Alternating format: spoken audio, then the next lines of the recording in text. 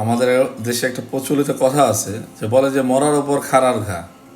তো দেখেন বর্তমানে তেলের যে অবস্থা, তো মানুষ বিশাল সিরিয়ালে লাইন ধরে তারা তেল নেওয়ার জন্য চেষ্টা করতেছে, কারো 2 ঘন্টা 3 ঘন্টা পর্যন্ত সময় ব্যয় করে মাত্র 200 টাকার তেল নিতেছে। তো তেল নিয়ে বের হচ্ছে, ওখানে পুলিশ যায় দাঁড় হয়ে আসছে, আর তাদেরকে 2,000 2,500 3,000 টাকার মামলা দিচ্ছে। তো আসলে চিন্তা করেন, এটা একটা অমানবিক কাজ। ঠিক আছে, আপনি মানুষগুলো কোথাও তেল পাচ্ছে না, তাদেরকে সহযোগিতা না করে আমরা তাদেরকে আসলে মানে কীভাবে ফান্দে ফেলা যায় আর কি, আমাদের ওখানে একটা কথা বলে না, একটা ফান্দে ফেলার কৌশল আর কি। আমরা কি আসলে কি চাই যে আমাদের দেশের যে প্রশাসন আছে, পুলিশ প্রশাসন আছে, ইনাদের আসলে মূল কাজটা কি?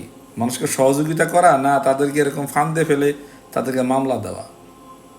একটা দেশের একটা শুধু না, সারা বিশ্বে তেলের সংকট চলতেছে, সেটার ইফেক্ট আমাদের বাংলাদেশেও পড়েছে।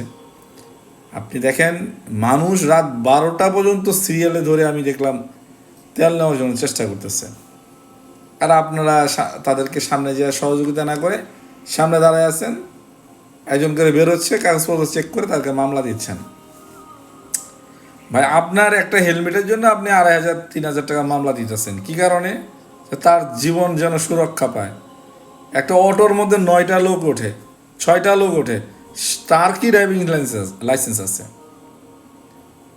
একটা মানে একটা নাবালক বাচ্চা অটো চলাইতেছে, কই সেখানে তো আপনাদের কোনো অ্যাক্টিভিটিস নাই।